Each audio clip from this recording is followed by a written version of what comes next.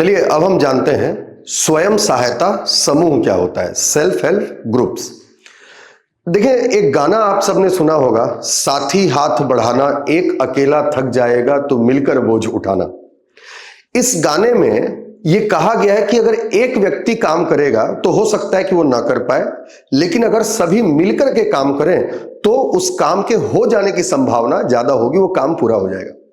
ठीक उसी तरीके से ग्रामीण क्षेत्र में मान लीजिए किसी व्यक्ति की आय 500 रुपए ही है और वो आजीविका के लिए, रोजगार के लिए जो कार्य करना चाहता है, अगर उसको 10,000 रुपए की आवश्यकता है तो वो कार्य नहीं कर पाएगा।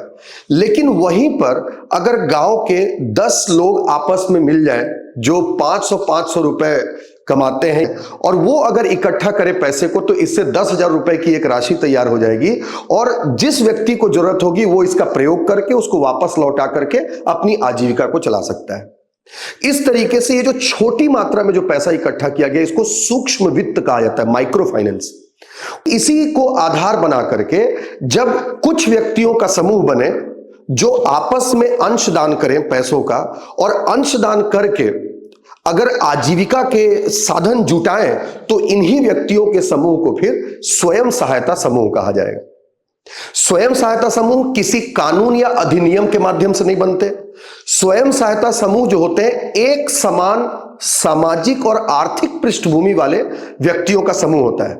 इसको गठन करने के लिए एक गांव मोहल्ले के समान सामाजिक और आर्थिक पृष्ठभूमि वाले लोग आपस मिल करके एक समूह के गठन का प्रस्ताव अगर पारित कर दें, आपस में ही तय कर लें कि भाई हम एक समूह बना रहे हैं, तो इस तरीके से स्वयं सहायता समूह का गठन हो जाता है। स्वयं सहायता समूहों के गठन की शुरुआत भारत से ही हुई और सबसे पहले 1974 में ईला भट्ट ने गुजरात में स्वयं सहायता समूहों का गठन किया था। इसके पश्चात इसी स्वयं सहायता समूह की महत्ता को समझा 1976 में मोहम्मद यूनुस ने।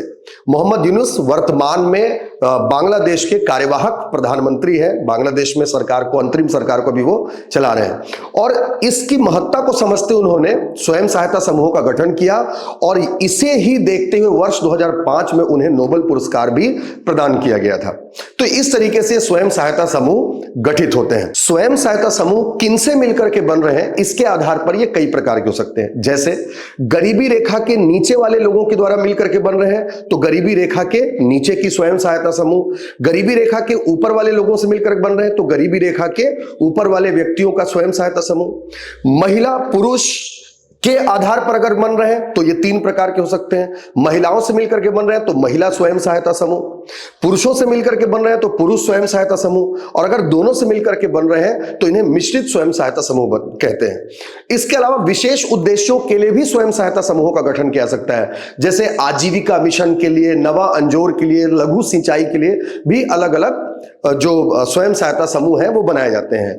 स्वयं सहायता समूहों में सदस्यों की संख्या क्या होगी ये तय करता है कि वो किस उद्देश्य के आधार पर या किस प्रकार के स्वयं सहायता समूह हैं। सामान्य रूप से स्वयं सहायता समूह में सदस्यों की संख्या न्यूनतम 10 से अधिकतम 20 हो सकती है। अगर यही स्वयं सहायता समूह विकलांगों के द्वारा बनाया जा रहा है, दिव्यांगों के द्वारा, या फिर ये दुर्गम क्षेत्र में बनाया जा रहा है, तो इसमें न्यूनतम 5 से अधिकतम 20 सदस्य हो सकते हैं।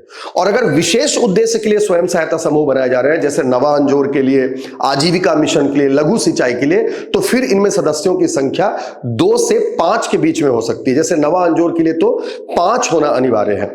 तो इस तरीके से ये स्वयं सहायता समूह होते हैं।